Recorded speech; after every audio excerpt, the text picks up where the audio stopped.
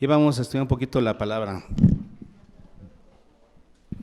No nos podemos ir sin cerrar el tema de acuerdo a lo que Dios tiene para nosotros.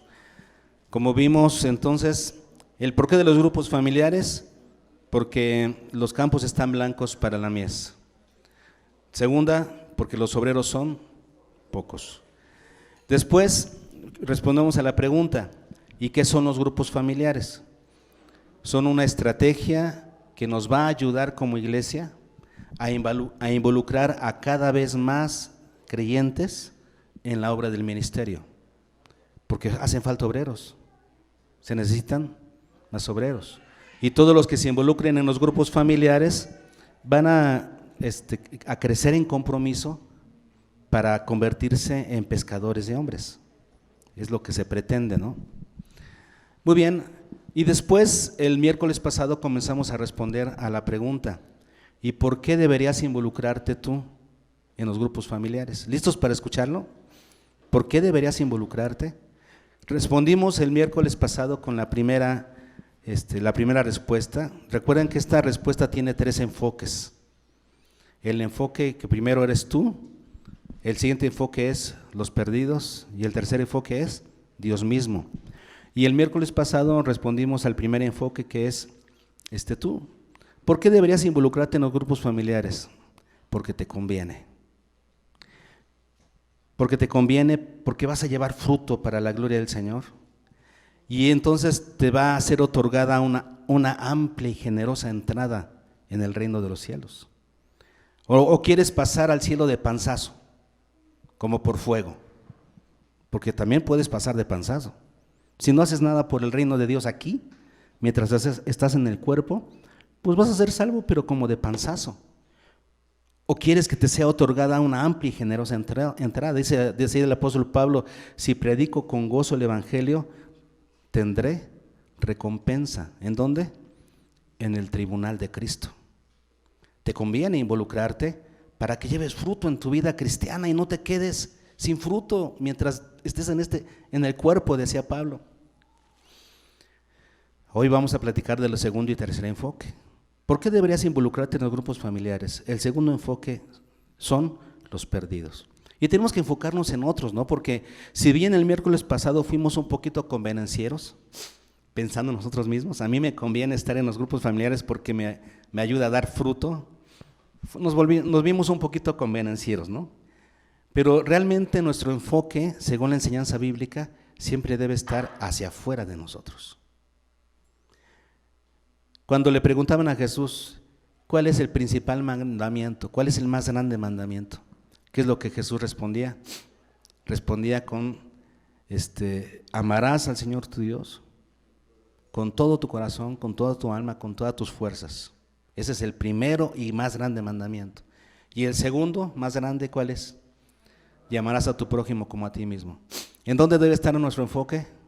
En Dios primero y luego en nuestro prójimo.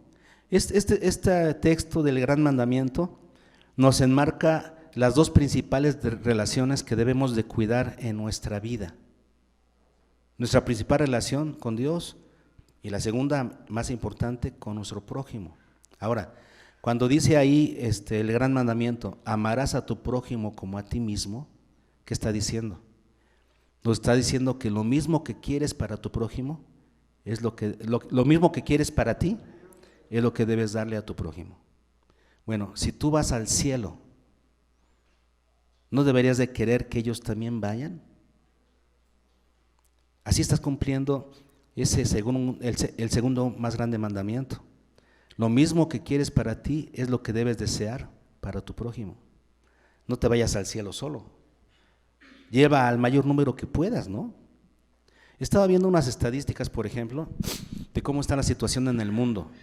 El 80% de la población mundial no conoce el evangelio. No digamos no es cristiana, no conoce el evangelio. En la India existen 2.365 grupos étnicos, etnias. Y acuérdense que cuando la Biblia habla de predicar el evangelio a todo el mundo, realmente habla de etnias. La palabra ahí es etnias, grupos pequeños. Nada más en la India existen 2.365 grupos étnicos no alcanzados, nomás en la India. En China hay 455 grupos étnicos no alcanzados, en Pakistán 453 grupos, en Nepal 322 grupos étnicos. En total existen 25 países considerados no alcanzados en el mundo. Podemos seguir con las estadísticas en el mundo, pero no, vamos a parar, ¿no?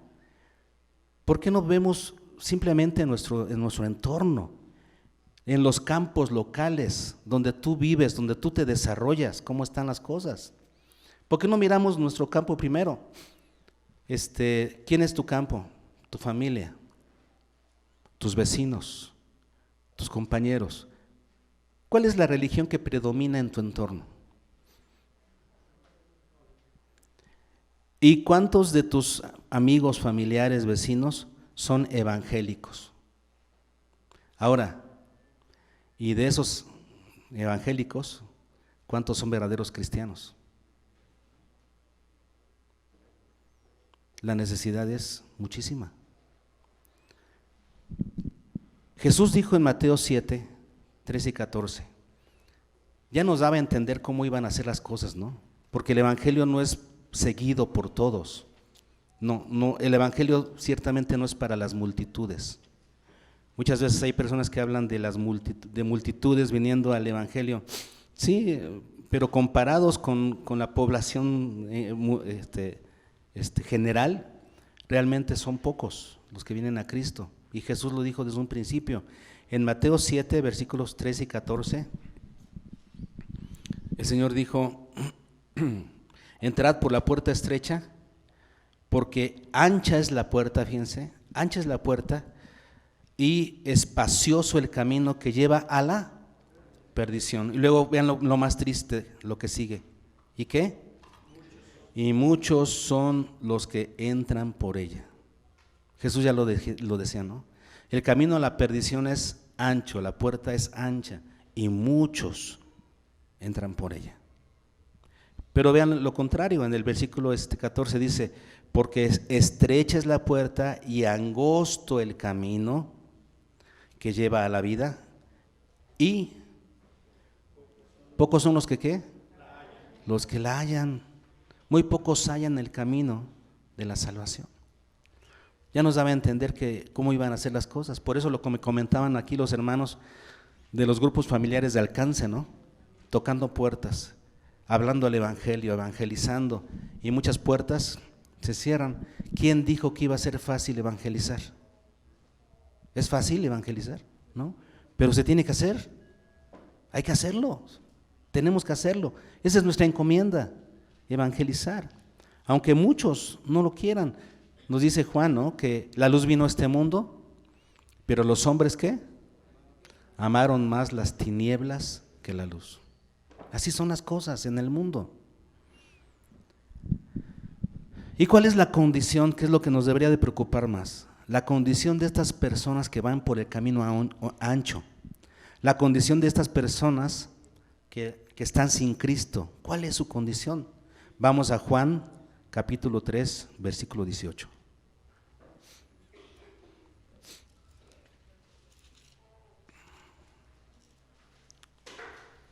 Juan 3, 18 dice: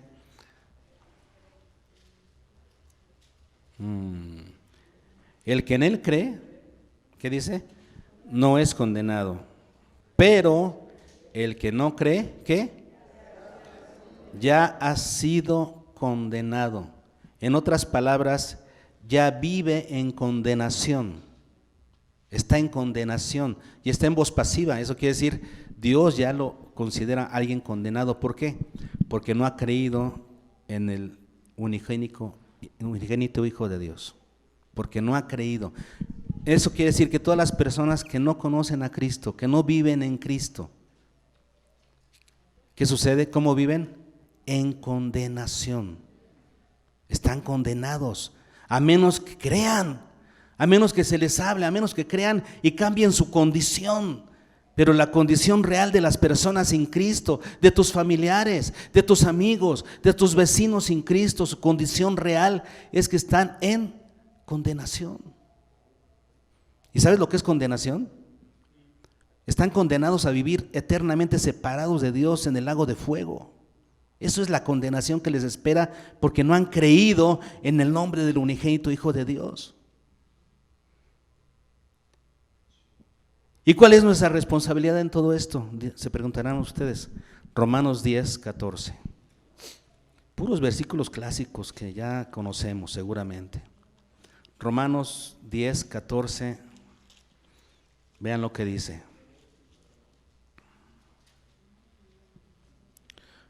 ¿Cómo pues invocarán? Eso quiere decir, no han invocado. ¿Por qué? En el cual no han. ¿Cuál es la condición de ellos? No invocan, no han creído. ¿Y cómo? ¿Qué más? ¿Creerán? Si no han. ¿Cuál es la condición de estas personas sin Cristo? Que no han invocado, por eso no son salvos. Que no han creído, pues porque no han oído. Y ahí viene la responsabilidad. ¿Y cómo oirán? ¿Qué? Si no hay quien les predique. Es ahí donde viene la responsabilidad para nosotros. ¿Cómo van a oír? ¿Y cómo van a creer?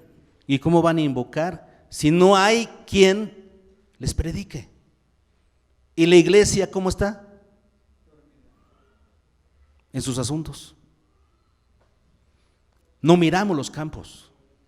Estamos con la mirada hacia abajo como diciendo, eso me llama la atención porque cuando Jesús le dice, alzad la mirada, alzad la vista, eso quiere decir vamos caminando así en la vida, mirando lo nuestro, mirando las cosas de este mundo, la tierra. Y Jesús nos dice, alza la mirada y mira los campos. Mira los campos, la gente se está perdiendo sin Cristo, se van al infierno. ¿Y tú qué estás haciendo? No te involucras.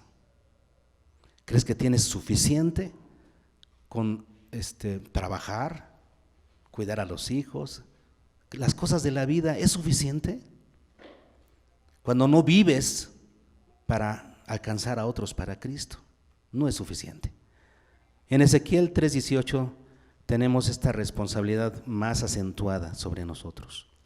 En Ezequiel 3:18 el Señor, nuestro Señor Jehová le dice a Ezequiel que Él es un atalaya para la casa de Israel, alguien que les avisa cuando va a venir el peligro.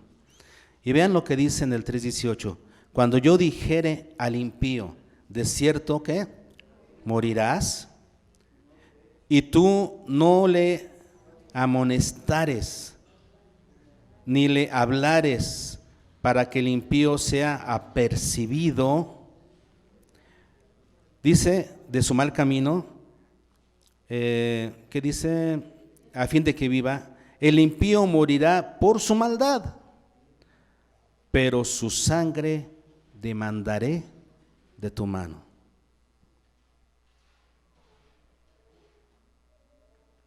¿Por qué deberías involucrarte en los grupos familiares?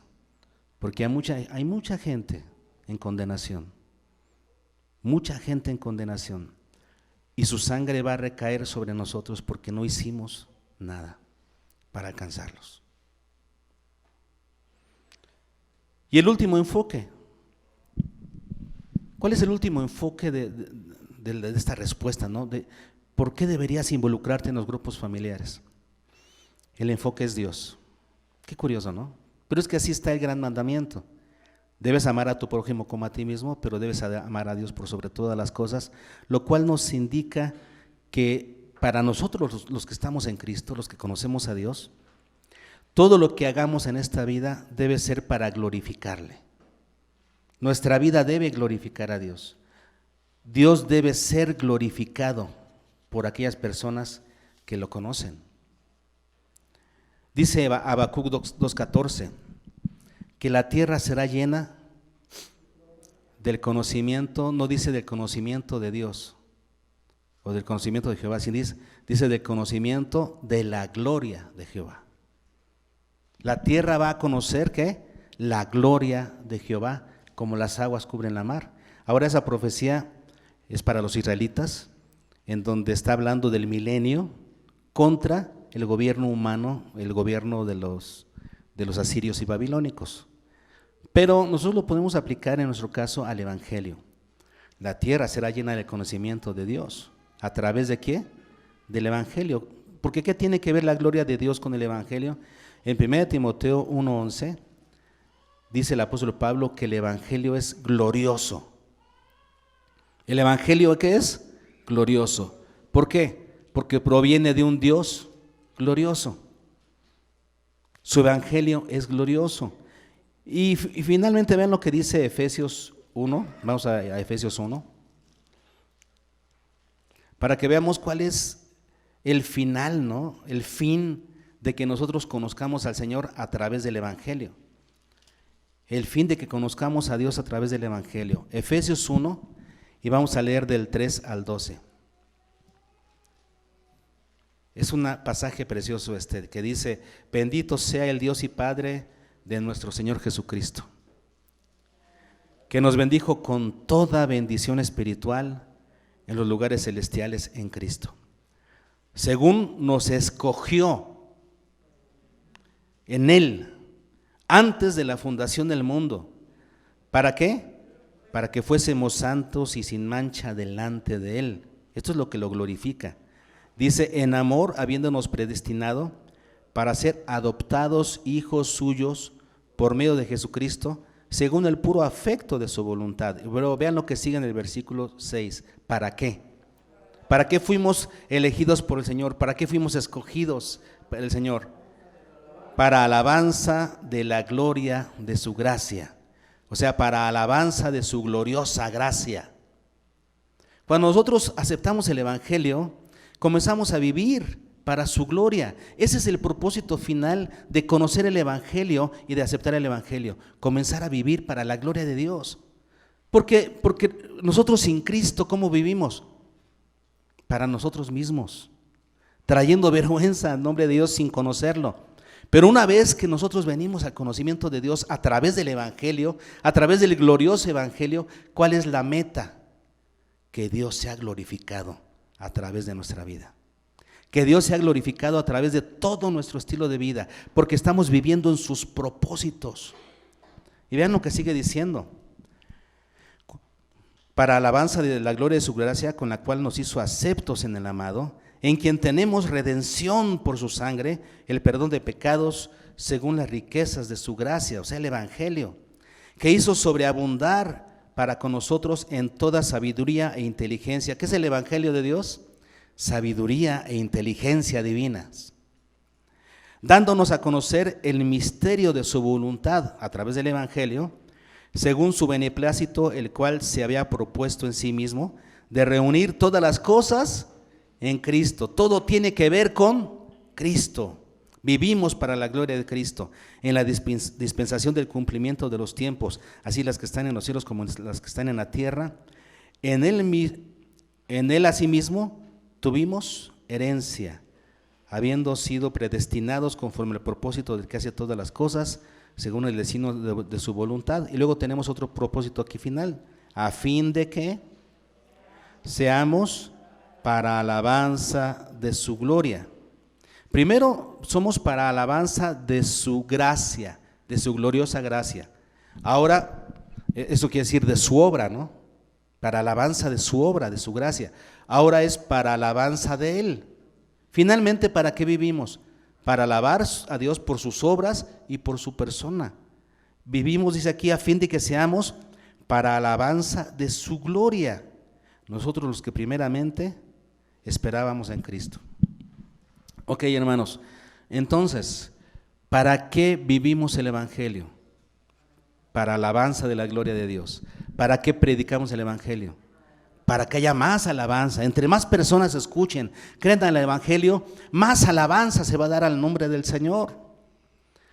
El propósito final de todo el evangelismo, el propósito final de toda nuestra vida, de todo lo que nosotros hacemos en esta vida, es para la gloria de Dios. Nosotros vivimos para la gloria de Dios y estamos listos para morir para su gloria. Pero ¿qué más importante? Vivir hoy para su gloria. Hay muchas personas que dicen: yo estoy dispuesto a morir por la gloria de Dios, sí, pero no estás viviendo para su gloria. Vive hoy para su gloria y estarás listo para morir cuando sea el momento, pero vive hoy para la gloria del Señor. Ese es el propósito final. ¿Por qué involucrarte en los grupos familiares? Porque así vivirás de acuerdo a la razón por la que fuiste creado. Darle gloria al Señor. Vivir para su gloria. Fuiste creado para alabanza de Dios. El pecado te ha separado de esos propósitos. Pero ahora puedes retomar el rumbo. Ahora que estás en Cristo, puedes retomar el rumbo y vivir para su gloria, dando fruto abundante. En esto es glorificado mi Padre, en que llevéis mucho fruto y seáis así mis discípulos, dijo el Señor Jesucristo. En esto es glorificado mi Padre. Porque cuando tú llevas fruto para la gloria de Dios, estás viviendo para glorificarlo a Él. No es para nosotros, es para glorificarlo a Él en todo lo que hagamos. ¿Por qué deberías involucrarte? Porque debes vivir para su gloria.